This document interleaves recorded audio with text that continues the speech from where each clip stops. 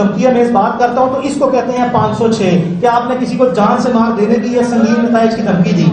लेकिन अगर यही जुर्म में आपके सामने बैठ के कोई असला या कोई आला जिससे कोई आपकी जान को नुकसान पहुंच सकता है अगर वो लेके करूं तो इसको कहते हैं 506 बी, बिकॉज जो जुर्म है उसकी पेनिट्रेशन जो उसकी शिद्दत में इजाफा हो जाता है और वो बनता है 506 सबसेक्शन 2 या 506 बी।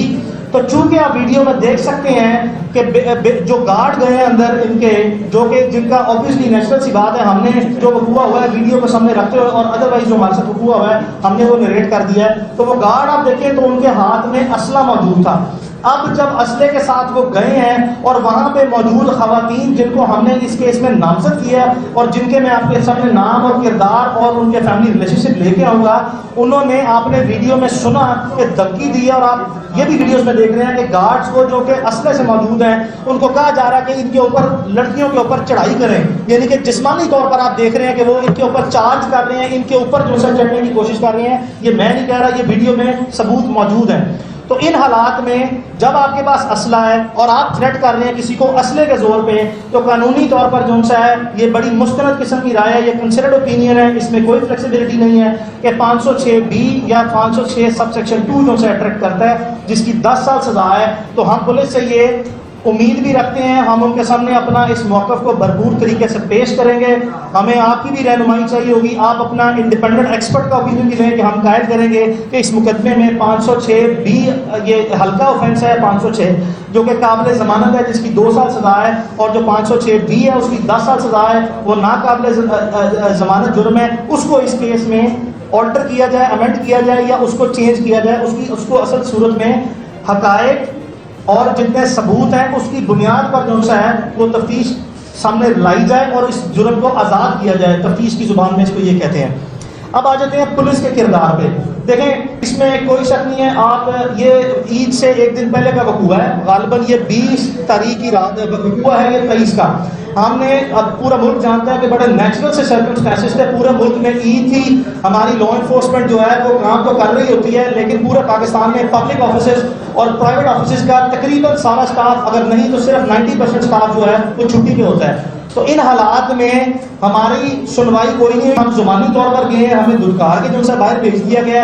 उसके बाद जिस वक्त ये सोशल मीडिया में सर्कुलेट हुआ है, हमने दोबारा कल पहला वर्किंग डे था, सरकारी छुट्टियों के बाद हम दोबारा गए हैं और हमने फौरी तौर पर अपनी शिकायत दर्ज कराई है।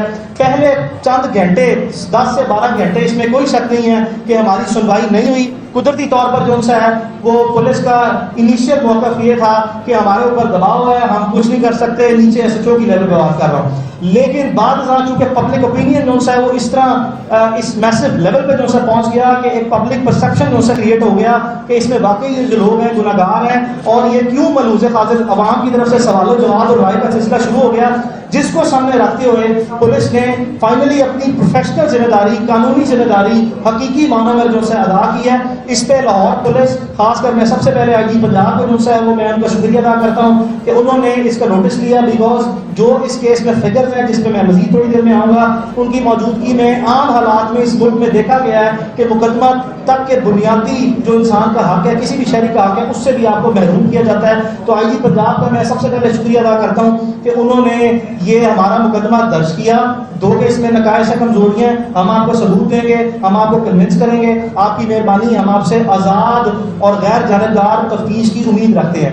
दूसरा मैं शुक्रिया अदा करूँगा CCP लाहौर का, चौधरी जुल्फ़िकार का। मैं इनको पुराना जानता हूँ, 10-15 साल से प्रोफेशनल पुलिस ऑफिसर हैं, कभी इनकी शोहरत जो है बुरी सुनी देखी नहीं गई। और तीसरा मैं अब मजीद तवक्को करता हूँ सबसे पहले लाहौर के DIG इन्वेस्टिगेशन से मेरे मुतालबात।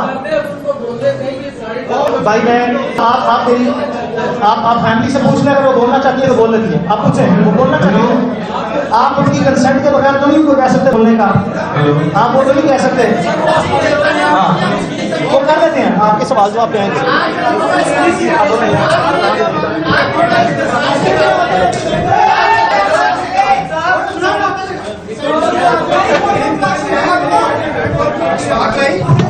यहाँ पर फोटोग्राफी नहीं हो रही, बराए मेहरबानी उनको जगह दे दीजिए, फोटोग्राफी ना करें।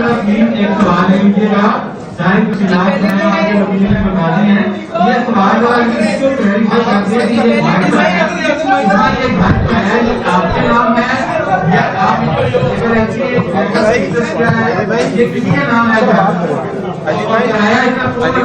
उस्मानी बोली और दूसरी बात सोशल मीडिया पे प्राइवेट वीडियो प्रेस कॉन्फ्रेंस आप कंटिन्यू रखें। जी पहले तो मैं आप सबका शुक्रिया अदा करना चाहती हूँ।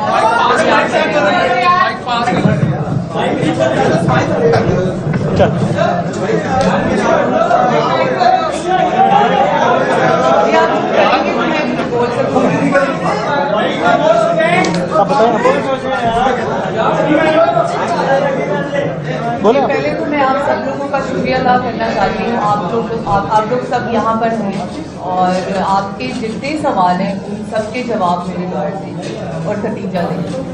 आपने जिस तरह के सवाल करने आप सब सवालों के जवाब मेरे लॉयर और खतीजा देंगे। लेकिन इस बात से मुकदमा आपसे रिलेटेड है, आप जरा प्लीज मेहरबानी करें। मैं बातें बता रहे हैं, एक तो दूसरा ये है कि ये बता रहे हैं मैं जवाब दे रहा हूँ। देखिए आपस में क्या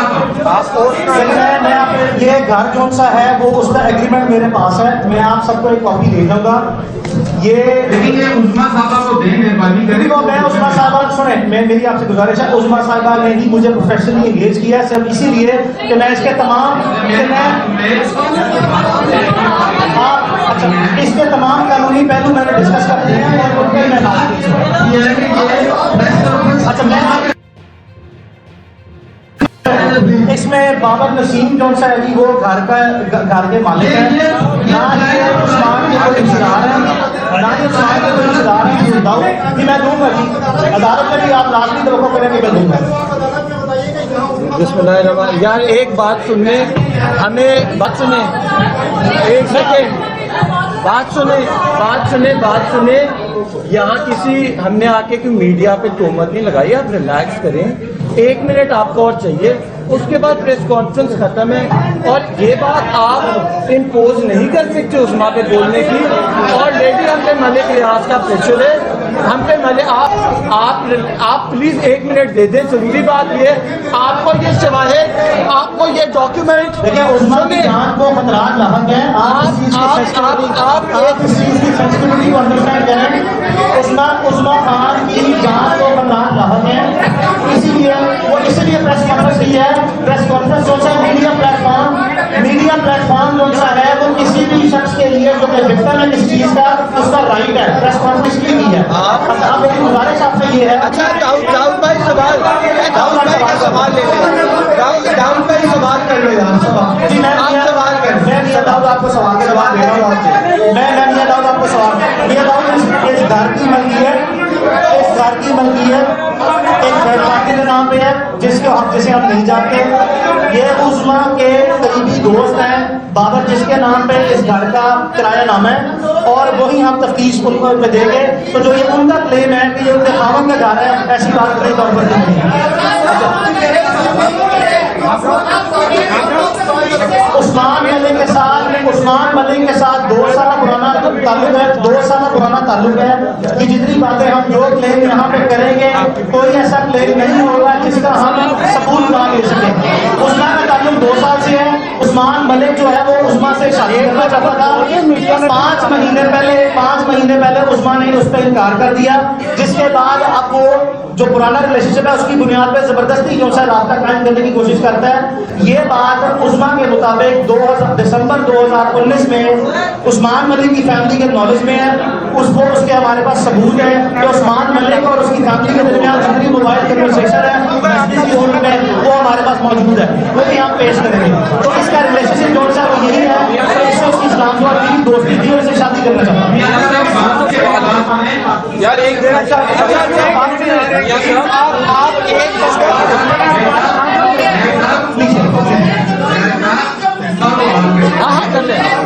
अच्छा बात सुने उस्मा, आप लोगों के उस्मा मैं आपके सामने कहना चाहता हूँ, उस्मा मुकम्मल तौर पर आज़ाद है। वो जितनी बात करना चाहे करें, वो जिस सवाल का जवाब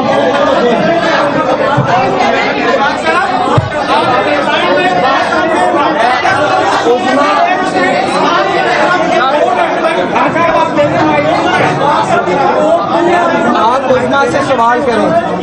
मैडम आप उस्मा को माइक दे दो।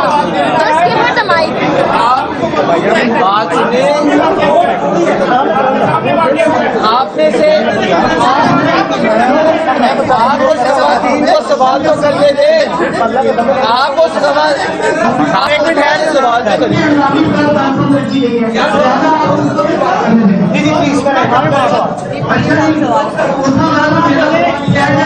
जैसा कि वकील आपने कहा कि वो खवातीन जो है ना मेरे कानूनी तौर पर आपके घर में दाखिल हुई ठीक है ओके बिल्कुल गलत है, लेकिन सवाल ये है कि आधी रात को उस्मान मलिक आपके घर के अंदर डाला और क्या अखलाकी रहती है आपकी जमहूरियत का हम ये फोन कर सकते हैं कि कोई बंदा रात के वक्त दो खवातीन की बंदा आपके ये नहीं कि ये मेरा कानून खत्म हो सकता है। क्या FIR इस चीज में कटी है?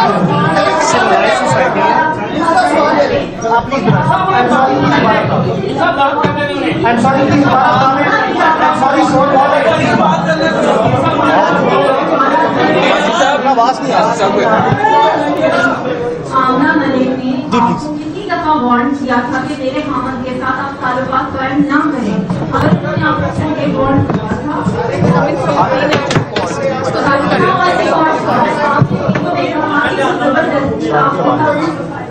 ठीक है जी जी। और किसी का भी सवाल है? आप वीडियो के अंदर मैडम आप वीडियो के अंदर साफ दिख रहा है, जिस वीडियो का आप हवाला दे रही हो वीडियो में साफ दिख रहा है कि आपने बारहा उनसे माजरत की है। किस बात पे आप माजरत कर रहे हैं?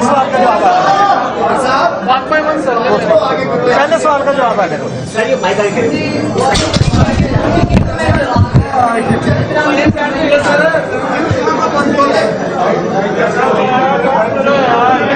पहली बात तो ये है मैंने इस बात का जवाब दिया है आपको कि मेरा उस्मान के साथ मेरी दोस्ती थी ठीक है, और वो मुझसे निकाह करना चाहता था, मैं 2 साल से जानती हूँ ठीक है। और रही बात उनकी वाइफ की, उन्होंने मुझे कभी फोन नहीं किया, इसका कोई एविडेंस नहीं है और इस चीज़ का कोई एविडेंस भी नहीं है, और उन्होंने मुझे कभी एक कॉल भी नहीं की। मैंने उन्हें देखा पहली दफा उसी दिन उसका मेरा वीडियो में माजरत किस बात की जा रही है? वीडियो में आप जिसको में माजरत किस बात की जा रही है? गन रखी हुई थी, इसीलिए मैं उन्हें कह रही थी कि मुझे एक चांस और दे दे प्लीज, आप मुझे माफ कर दें। ऐसा कोई वाकया पहले नहीं हुआ। तो चांस देने से मुराद ये होती है कि जब आपकी जान जा रही हो तो आप कहते हैं कि अगर आपको ये एतराज है मेरे के साथ रिलेशनशिप है तो मैं नहीं, ऐसा कोई नहीं है। कोई चांस की बात सिर्फ इस वजह से है,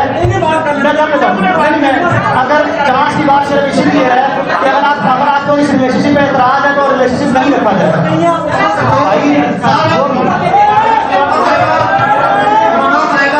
पहले हमने और भी ऐसे केस देखे हैं,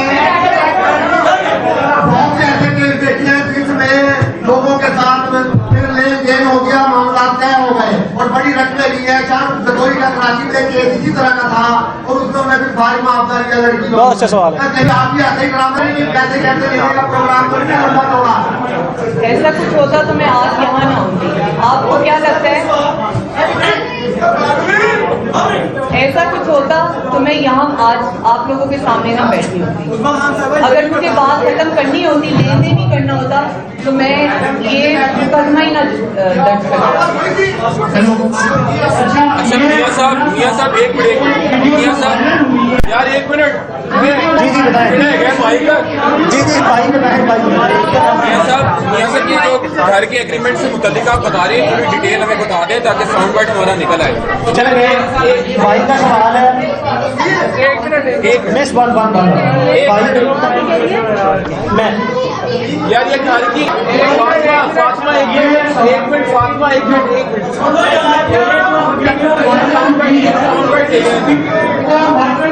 आपने आपका सवाल है घर की किराएदारी से मुतल्लिक। डिटेल बता दें। मैं बता देता हूँ, घर का एड्रेस मैं आपके सामने रख रहा हूँ। आपके सामने घर का एग्रीमेंट भी मैं जो है वो आपको 10,000 बाकी करा के दे दूंगा। घर का किरायानामा है बाबर नसीम के नाम पे। वो उस्मा के पुराने दोस्त हैं। उस्मा यहाँ पे काफ़ी अरसे से रह रही हैं। बाबर नसीम का कोई ताल्लुक वास्ता नहीं है उस्मान मलिक से या उसके किसी लेने देने से। इस घर पे पुराना पोजेशन जो सा है वो उस्मा का ही है। चंद चीज़ें जो मैं आपको बताना चाहता हूँ, देखें इस वकूए के 2 विक्टिम हैं। विक्टिम तो बहुत से हैं। इस विक्टिम जो है सबसे पहले उस्मा और इसकी बहन है। उस्मा की बहन की जो है इनका पाँव जख्मी हुआ है, आपने वो देखा होगा। दूसरा विक्टिम जो है मलिक रियाज खुद हैं इसके। चूंकि मलिक रियाज जो है मौके पर मौजूद नहीं थे, इसमें कोई शक नहीं है। हमारा मलिक रियाज पर कोई जाती क्लेम ये नहीं है कि उन्होंने किया है। वो विक्टिम इसलिए है कि उनकी दो बेटियां अंबर मलिक और पश्मीना मलिक, जो मलिक रियाज की दो बेटियां जो मुकदमे में नामजद है, वो वहां पे मौजूद थी।